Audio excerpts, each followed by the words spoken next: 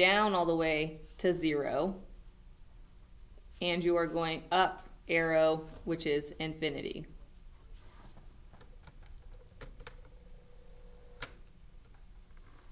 All right, same thing for inequality notation. You're going to do your little symbols, less than or equal to y, less than or equal to infinity. We don't like the infinity sign. And we're going to flip around this so the y is first. And so since you're flipping it, you also need to flip the sign. And so that is your domain and range. So if you need the little note to yourself, might be a good idea to write down domain left to right and range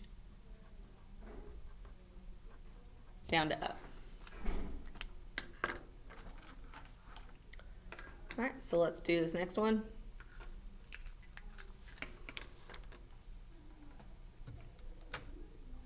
Didn't get that down. Because it's a continual line, it's going to be continuous. Oh, I forgot to white out set notation. We're not doing set notation. All right, so I'm going to start off with interval.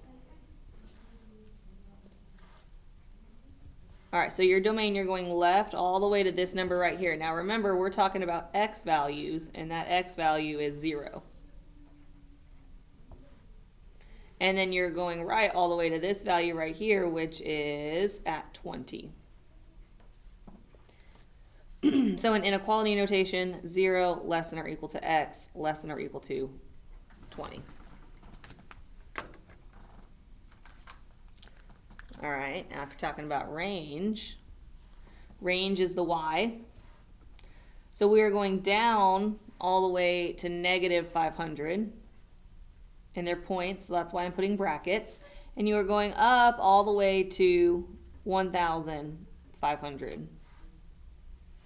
And so same thing when you're doing your inequality notation, your number less than or equal to y less than or equal to, and then your other number.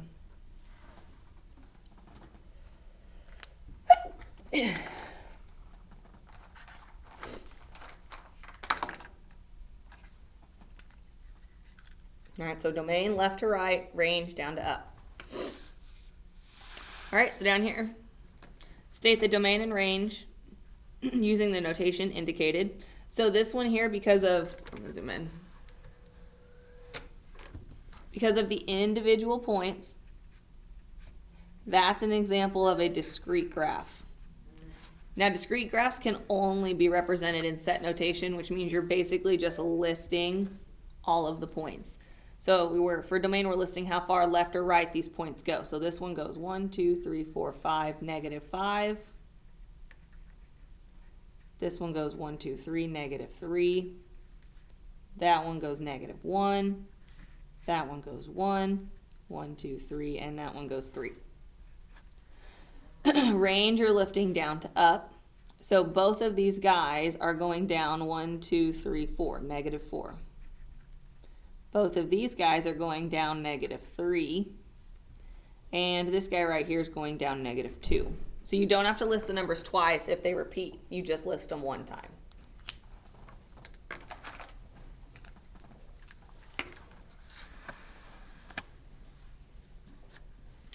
All right, this one, because it's a line, it is continuous. All right, we want it in interval notation.